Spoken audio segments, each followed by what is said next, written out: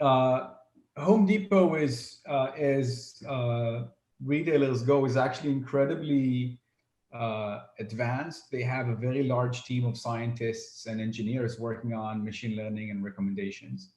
And by the way, everything that I'm going to say now was already published.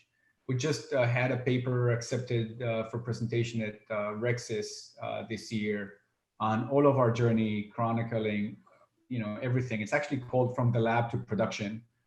Our and chronicles our entire journey from getting the data to launching a live service, right? To just to get kind of to give you a spoiler, all right?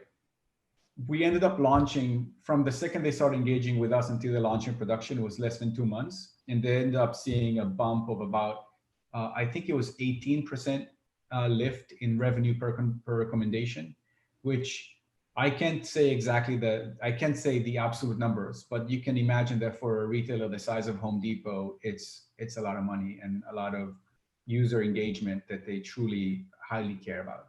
Okay, rolling back the clock for a second, a year prior in the same conference in Rexis, there was a paper called, I forget how it's called, but it named its a model stamp, which tries to show how to create these vector embeddings for users and recommendation cards, which are shopping carts, such that it weighs recent objects and old objects differently and does a really good job at kind of mixing those different intents of shoppers, right? And Home Depot took that in and tried it in house and figured that that has a very, very high probability of having a good yield if they launch it to production.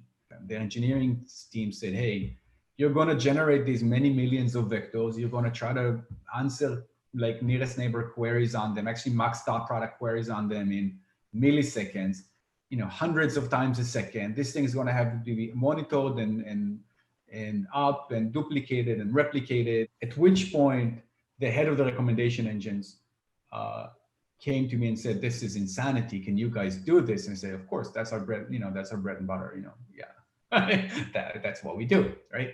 And so we basically got a POC up and running in like a couple of weeks, and we were in A/B testing in less than 2 months. And in the A/B test, in the period of 2 weeks, on a fraction of their traffic, they actually made enough excess revenue to pay for our entire